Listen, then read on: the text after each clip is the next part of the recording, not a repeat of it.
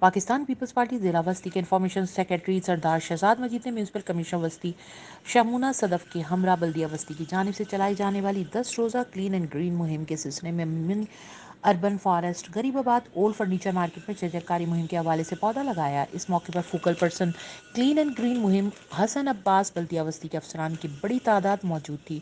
مہمان خصوصی Pakistan Peoples party ضلع وسطی کے انفارمیشن سیکرٹری سردار شہزاد مجید نے کہا کہ کلین اینڈ گرین مہم کے انعقاد پر ڈپٹی کمشنر و ایڈمنسٹریٹر ضلع وسطی صلاح سلیم اور میونسپل کمشنر محترمہ شمونہ صدف صاحبہ کو خراج تحسین پیش کرتا ہوں۔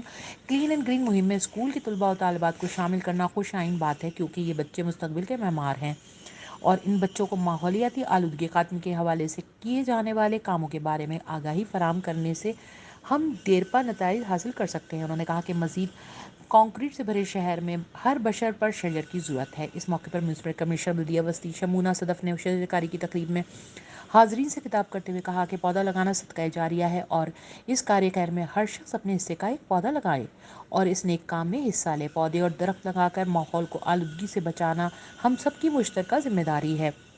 انہوں نے کہا کہ آج اس تقریب میں شہری جنگلات کے قیام کا مقصد بھی یہی ہے کہ عوام کو خوشگوار ماحول کی صحت ماحولیاتی آلودگی سے پاک ماحول فراہم کیا جائے۔ انہوں نے مزید کہا کہ ڈاکٹر عاصم کے وژن کے مطابق ہم ڈسٹرکٹ سینٹرل کو سرسبز و شاداب بنانے کی کوشش کر رہے ہیں، جس میں لوگوں کی بلا تفریق خدمت شامل ہے۔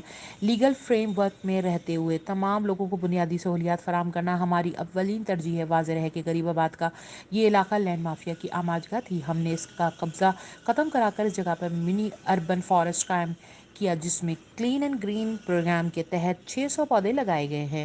آئندہ چند ماہ میں یہ جگہ ہری بھری نظر آئے گی، جس کی وجہ سے ماحول پر اچھے اثرات مرتب ہوں گے اور لوگوں کو تفریح کے مواقع حاصل ہوں گے۔